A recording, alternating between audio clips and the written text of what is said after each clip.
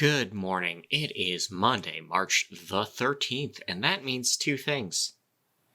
Empathy is a blanket, not a sieve.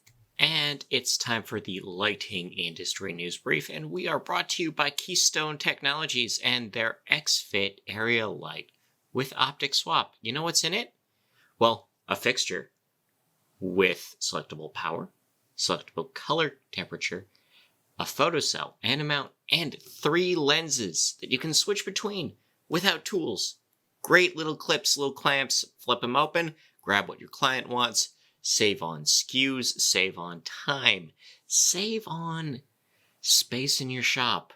That's Light Made Easy. That's KeystoneTech.com. And let's get into the news. Signify has announced their intention to back away from China for a number of materials that they supply in favor of India. 2023 Architect Magazine's Light and Architecture Awards have been presented. The 19th annual award has been given to 10 winning projects across 4 categories. EWO has opened a new facility, new subsidiary in North America. That's an Italian decorative lighting manufacturer opening on the east coast of North America. We have a look from BrightSwitch at the rebate trends for the rest of the year, including that 78% of the United States is covered by some sort of program, and as well as the changes for screw-in light bulbs. The DLC is seeking buildings for a pilot project, testing new processes that may become policies or recommendations for them in the future. Nailed has 4 new members: SensorWorks, Lamp Sales Unlimited, Capital Electric, and Egret Consulting. Welcome for them. Avicenna has partnered with Osram. They make chip-to-chip connections that are low voltage. We got a new volume of those blending. We have a look at new labels for you to know. Declare is about the relative greenness of products. EcoVadis is for corporate ESG ratings. And the green globes are for buildings in the same way LEED is, but different. NEMA has released their Electro Industry Confidence Index, and they're looking up after February. Skykes has bought Bailey Street House. Skykes is a tech company. Bailey Street Home is an e-commerce site.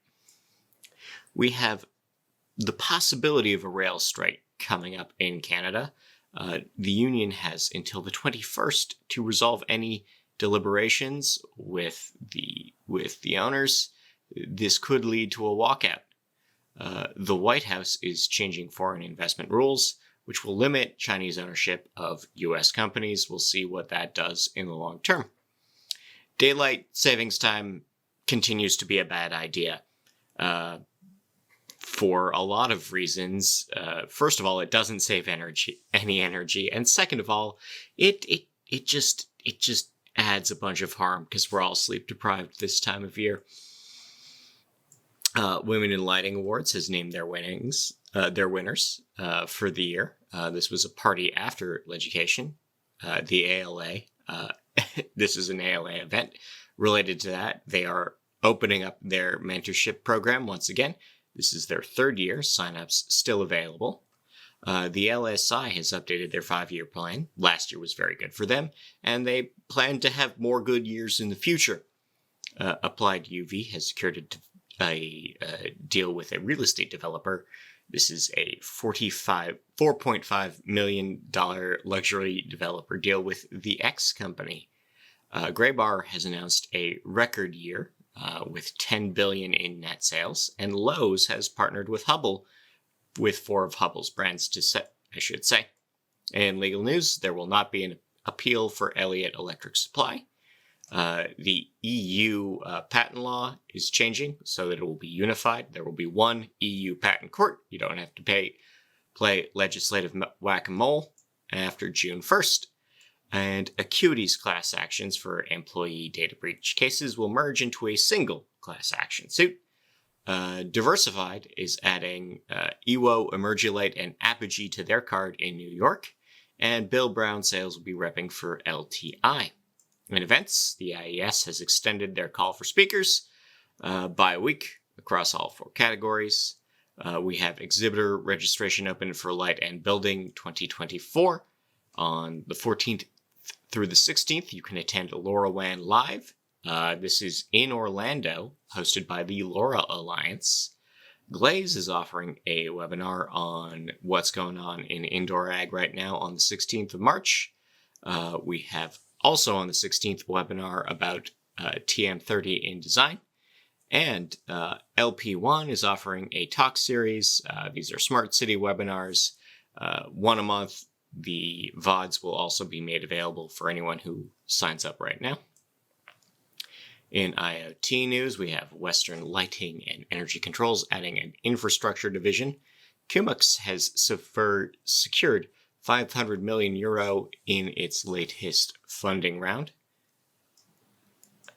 Mantis has launched a sustainability solutions group, and Z-Wave says they're doing fine. Their latest report says that they are still live, kicking, and relevant. In market predictions, we have 4% gains for retrofit market and 4% gains in lighting fixtures overall. In R&D, bright light in the morning improves nervous system activity in women with dementia in Taiwan. That's the study. A cognition, not circadian study, from the Taiwanese National University has determined that the idea of blue is as important in blue light's effects on us. So there we go. Norwegian hospital has reported great results after a new circadian light therapy system was installed in their mental health wing, particularly among bipolar patients. In dark sky news, New York City's Audubon Society has launched Project Safe Flight. Migration season is back. Sleep deprivation reduces inhibitions in young males. Alan is messing with plant senses. The Smithsonian Museum is opening an exhibit related to light at night. We have a Bowie tribute concert at the Hebrides Dark Sky Festival in Scotland. And Denmark is noticing an uptick in mood lighting designs for outdoor lighting systems that will balance light depending on how much light there already is at night. In recommended reading, we have a recap of the 10th annual Indoor Ag Con. The case, once again, for permanent standard time. We have the top 4 LED corncob lights, some considerations for germicidal UV. We have weighing the benefits of LED exterior lighting, Texas attempting to reclaim their efficiency crown, the best way to hang grow lights, Jeff Baer talking about how it's more than watts. We have 6 reasons for digital twins, Megan Pickett's TED Talk on dark skies and saving celestial heritage. We have 20 years of dark skies over Flagstaff, Arizona. Parsons Lighting Partners Forum has been reviewed. We have a report from Legication and a recap of NAED's South Central 2023 event. All this on nailed.org, among other useful and excellent things. In horticultural news, Libra has a new advisory board for CEA studies. We have an LED study on rocket lettuce. We have Oklahoma failing to legalize marijuana for recreational use. And McGill is looking into more research in photon distribution for crops because there are actually a lot of variables even in controlled environment agriculture. And what that means when does change a lot because plants are tricky. In local news, Round Rock, Texas is looking to secure ownership of its own street lamps. Elmira, New York is converting their street lamps to LED. Norwell, Massachusetts is offering rebates for efficiency for businesses. The Lethbridge, Alberta Energy Program now has a wait list, but while you're waiting, their library system has seasonal affective disorder lamps that you can just take out with your library card. Los Angeles, California has street lamp repair woes. We have Philadelphia school zones adding more street lighting. Stratford, Ontario has already saved $100,000 last year after their upgrades. Palmdale, California is spending $8.5 million on city building energy projects. And Monroe, Louisiana will be switching to LED on the streets. In international news, Rwanda, Senegal, and South Africa all partnering on electrical infrastructure expansions, and LeGrand India is funding a new scholarship for girls. In People News, we have 3 new hires at ITG.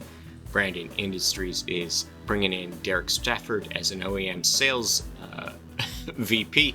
Linmore LED has picked Mike Ontrop as their VP of channel sales. James Robinson will be leading tech support and quotations for McWong. Halco has picked Tony Campbell as their VP of product development.